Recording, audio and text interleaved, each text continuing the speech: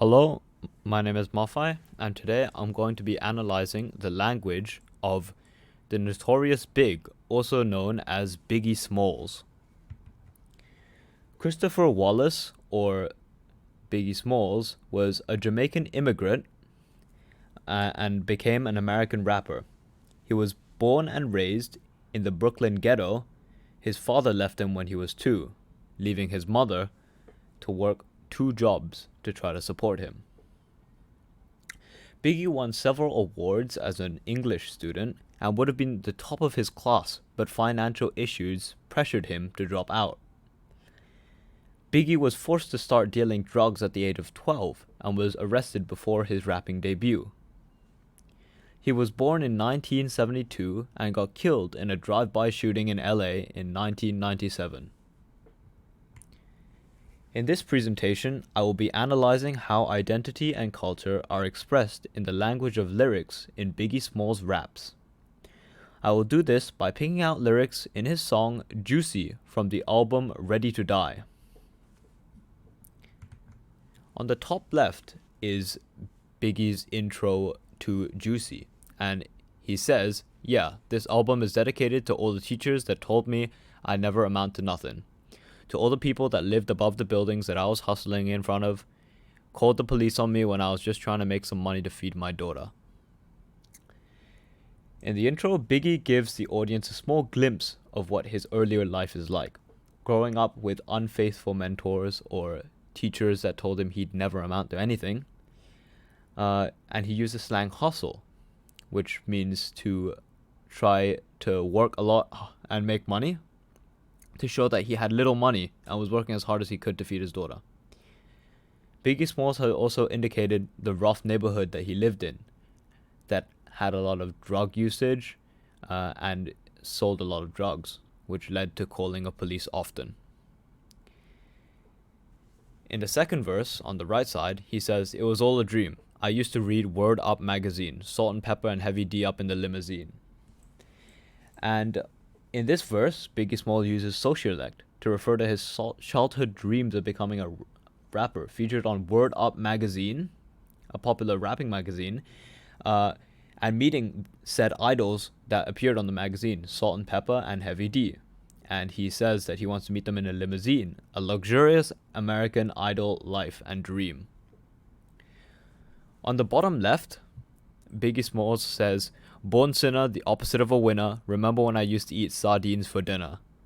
And the reason he says this is because the stereotypes of black people born in areas like Bed-Stuy, where he was born, were known to born to sin, because they were forced to commit crimes in order to make a living.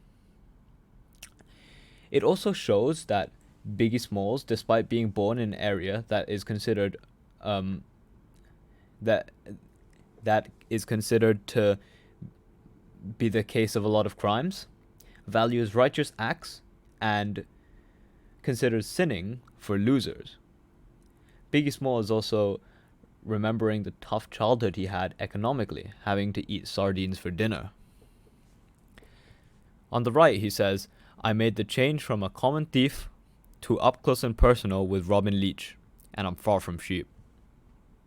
And in this verse, Biggie Small highlights the change he made from being forced on common thievery to becoming up close and personal with the show host Robin Leach, who is known for interviewing popular celebrities. From a thief to a popular celebrity. On the top left, Biggie Small says, "Considered a fool because I dropped out of high school. Stereotypes of a black male misunderstood. And it's still all good." Now this line tells the audience what type of person others see him as, just because of not finishing higher education. He also goes on to explain the oppression he faced due to his skin color, but instead called the racism misunderstandings, and proceeds to say it's all good, showing that Biggie Smalls is ready to move on from the oppression. On the right, Biggie Smalls says, "Super Nintendo, Sega Genesis, when I was dead broke, man, I couldn't picture this." And there he is listing some of the gadgets that he saw others had at that time. and wished that he could have, but he couldn't because of his then unstable financial situation.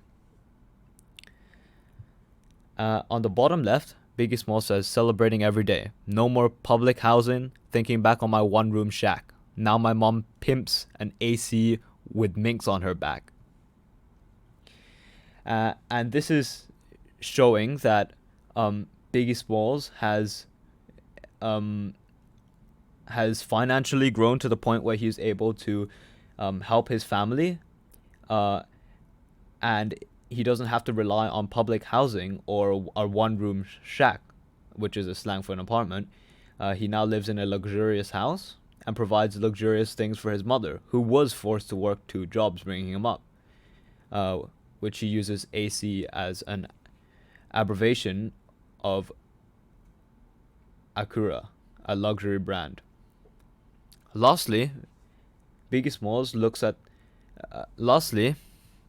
in this line, no heat, wonder why Christmas missed us, birthdays was the worst days, now we're sipping champagne when we're thirsty.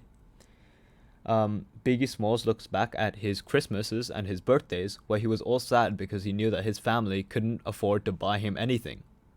But now Biggie Smalls is so well off that he's able to drink champagne instead of water.